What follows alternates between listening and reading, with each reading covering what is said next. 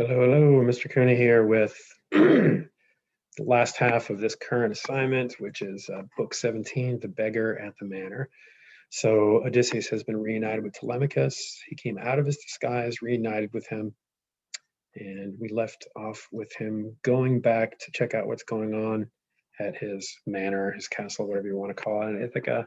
But he's back in disguise now, right? So it says the beggar at the manor. In other words, no one is going to know who he is. This is a brief section. I believe it's, yep, it is just these 2 pages here. So let me zoom in and here we go. So Telemachus returns home and Odysseus and the swineherd soon follow. Odysseus is still disguised as a beggar. While he spoke, an old hound lying near picked up his ears and lifted up his muzzle. This was Argos. You've probably heard the name Argos, and you even occasionally hear people name their pets Argos, and the reason they do that is because that's a literary allusion to the Odyssey. Trained as a puppy by Odysseus, but never taken on a hunt before, his master sailed for Troy, so the dog's over 20 years old.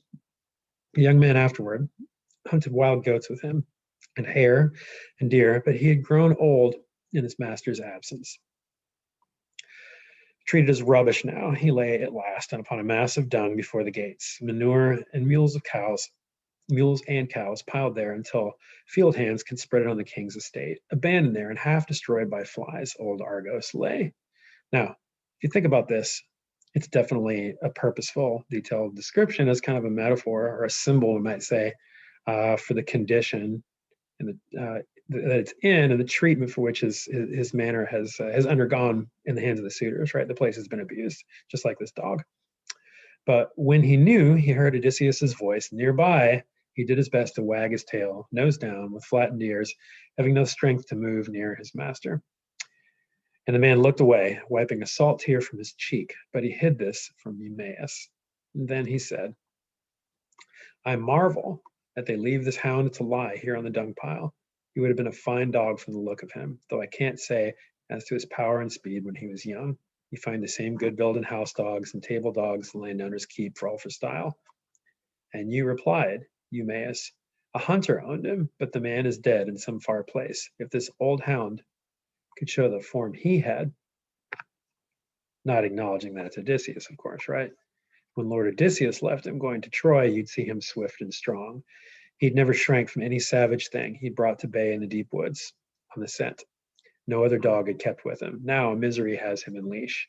The owner died abroad. See, so Eumaeus absolutely doesn't realize it's him. But what's Odysseus discovering about Eumaeus and his attitude toward his master and the place? He's finding out whether he's loyal or not, right? His owner died abroad, and here the women slaves will take no care of him. You know how servants are. Without a master, they have no will to labor or excel. For Zeus, who views the wide world, takes away half the manhood of a man. That day he goes into captivity and slavery. Eumaeus crossed the court and went straight forward into the Megaron amongst the suitors, but death and darkness in that instant closed the eyes of Argos, who had seen his master Odysseus after 20 years. So, sorry, animal lovers out there, he sees his dog one more time, and then he dies. Odysseus enters his home as a beggar, and the suitors mock and abuse him. Penelope asks to speak with the beggar, but Odysseus puts her off until nightfall. Okay. And the next section is the test of the bow, which is part of the next reading section. So make sure and finish up the questions on slide 30 for the due date that I've put on your assignment. And we'll see you soon.